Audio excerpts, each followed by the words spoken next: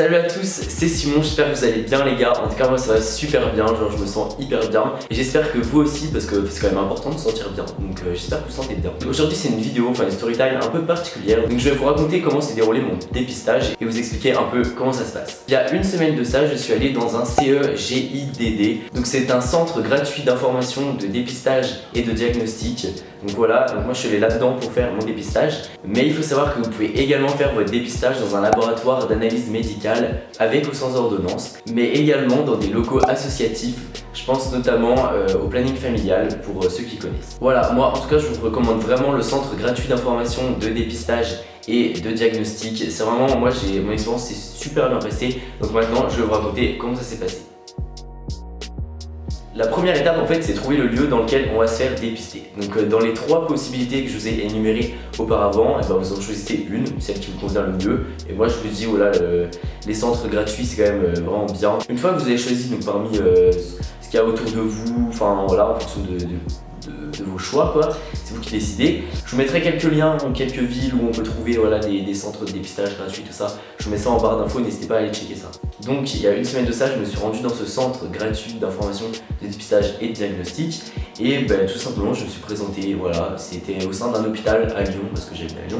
Et du coup voilà, je me suis présenté simplement au secrétariat, enfin voilà, là où il y avait les secrétaires. J'ai juste dit que voilà, que je voulais faire un dépistage comme toutes les personnes présentes là-bas. Et du coup j'ai attendu quelques minutes en salle d'attente. Parfois ça peut être assez long l'attente, mais du coup après avoir attendu un petit peu, j'ai pu faire mes tests. Alors, il faut savoir qu'il y a quelqu'un qui nous écoute. On rentre dans un cabinet avec quelqu'un qui va être à notre écoute. Je parle pour les centres gratuits. On lui raconte en fait pourquoi on vient, si c'est juste comme ça ou si c'est parce qu'on a eu des rapports sexuels non protégés ou si on a encouru certains risques ou quoi.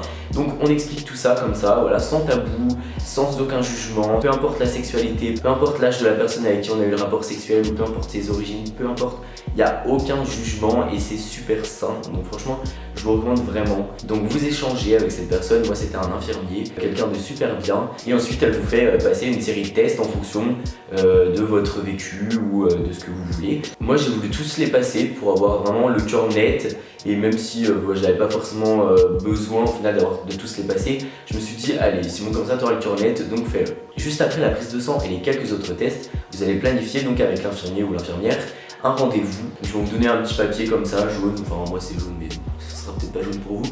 Mais bref voilà, vous allez recevoir un petit papier avec donc votre date de rendez-vous et puis quelques autres informations, les horaires, etc.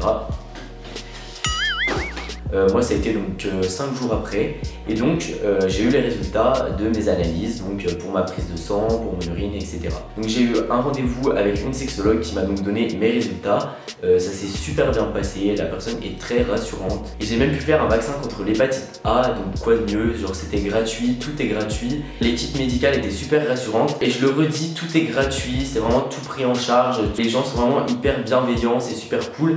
Et le petit truc cool en plus, pour nous les jeunes ou même les moins jeunes, des capotes gratuites. Voilà, moi je me suis servi, je me suis fait plaisir, et voilà, n'hésitez pas à en prendre, c'est gratuit, donc franchement qui va se gêner. C'est pas du tout un placement de produit pour Manix, hein, je précise.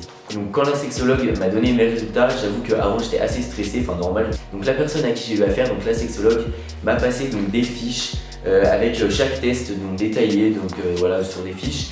Et tout est très bien expliqué, et du coup j'étais vraiment trop content parce que tous mes tests ont été négatifs, donc je n'ai rien, même pas une petite MST ou quoi. Donc j'étais vraiment rassuré et tout s'est très bien passé.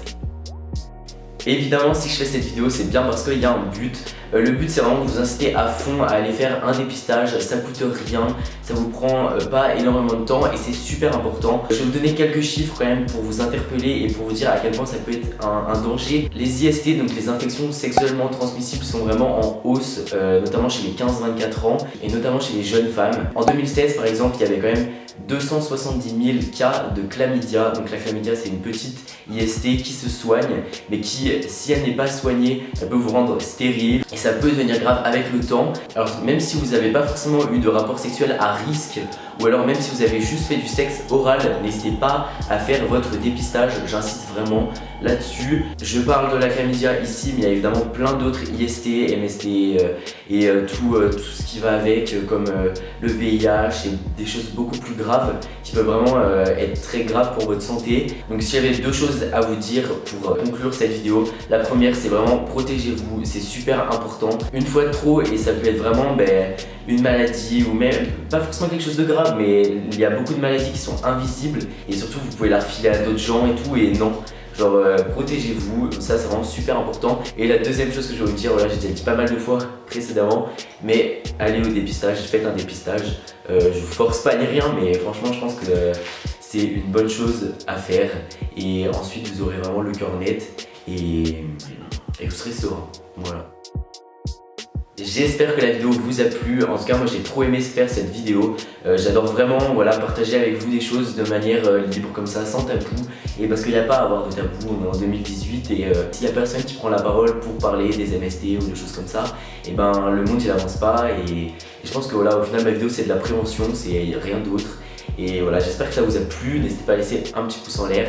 N'hésitez pas à vous abonner à la chaîne YouTube si vous êtes nouveau et à regarder mes autres vidéos. Et voilà, sur ça je vous fais de gros bisous. Et à plus tard dans une prochaine vidéo.